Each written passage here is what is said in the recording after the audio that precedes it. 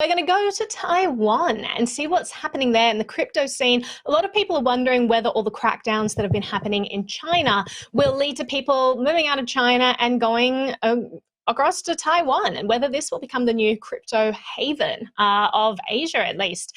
And it's an interesting question. We have seen a lot of people relocating to Taiwan. It kind of became this haven during COVID because the response there was so great, and it really was just this booming economy that never really shut down and never really had this big spike in cases there. On the other side of things, you have a lot of different firms out of China that are moving there. I actually know a few friends who have moved to Taiwan in the crypto space. It does seem to be interesting, and it's counterintuitive because Taiwan actually doesn't have the best crypto laws. July 1st, they introduced this new anti-money laundering regulation. They have all of these really bureaucratic and kind of draconian laws that exchanges have to abide by. Because of that, a lot of exchanges have actually, shut down, moved out of Taiwan for that reason. So it's not really the best regulatory environment for Taiwan. But there's this interesting thing that's happening in the world where we're becoming more decentralized. You have companies that are becoming jurisdictionless. And it seems that Taiwan has this interesting characteristic that if you're just based there, but you're not actually, aiming your product towards the locals in Taiwan, if it's more just sort of a global outlook, then you don't really have to abide by the same regulations. They don't really care as much about you. The questions start being asked when you start targeting the local population there. So it's just kind of this interesting situation about whether or not kind of jurisdictionless companies will start moving there for other reasons. And maybe they might end up getting these crypto laws changed. I don't know, but it's a super interesting question. Adam, I'm going to throw to you. No, I'm not. I'm going to throw to Will because I saw your hand. Go for it, Will. Stolen. Yeah, I just have a question for the group, and maybe no one knows this, but wondering what the process is for moving from China to Taiwan. I just have a feeling that the CCP would not be favorable for businesses moving to Taiwan. So the logistical hurdles there are interesting to me. Of course, I don't know if anyone's an expert on intercountry laws in that area. If you are, that'd be kind of clutch right now. I am not, but I would presume it's very difficult to get out of China and to get capital itself out of China. Oh. They do not make it easy.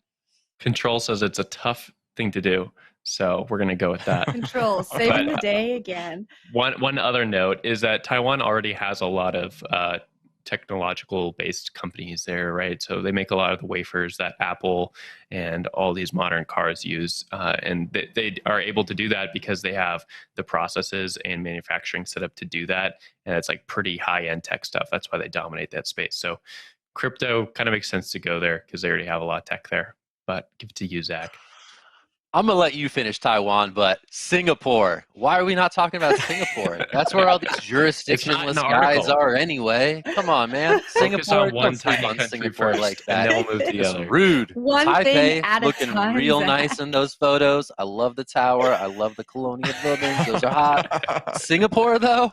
Bro, are these people really sleeping on Singapore in this article? Because that's my only question. There's so much momentum around Singapore right now that I think Asia's crypto capital, you have to say Singapore so hot right now. is toward the top of that list. Singapore, Hong Kong, then maybe Taiwan. I don't know. Hong Kong? But that's Hong that's Kong. all I Oh gotta my say. God, Zach, no. Hong Kong is dead since they instituted the national Kong's security dead? law. There is no free Not speech. going There well is there. there is no free economic zone anymore. All It's right. Well, it's We gotta it's get a awful. reporter over there. I stick Zach, with you Singapore. gotta go report I stick with front line. Singapore. All right, I'm going over there. I'm gonna hop on the plane. Adam, we're gonna going make it to happen. you. Adam, do. Yeah, so I think that there's two stories here. One is that people are looking for the least worst option to service these markets, right? And so it's not really a question of who's doing the best job. It's a question of who is putting the least roadblocks in the way. And this is actually pretty typical of these types of things in these countries that have very mixed feelings about cryptocurrencies, right? There are countries out there for whom cryptocurrencies are really just a net positive. And they're not necessarily to the point where they're trusted yet to kind of take on that role within their economies, but there's no argument against them really, because they're already at the mercy of somebody else's currency as the thing that they have to use, right? So you look at a country like China, And they would very much like their internal currency to become a currency that rivals the US dollar. They're not the only one out there, but it certainly is one of the strongest players given the size of their economy and the way that they're set up. So I think that, again, and then that's the other side, is that China is in large part a command economy. It's a single party political state, effectively. And so that, on the one hand, means that they can do things really fast, right? Like, what's the most efficient form of government you can have? A dictatorship. All you have to do is have one person make a decision, but these tend to be very brittle types of systems, right?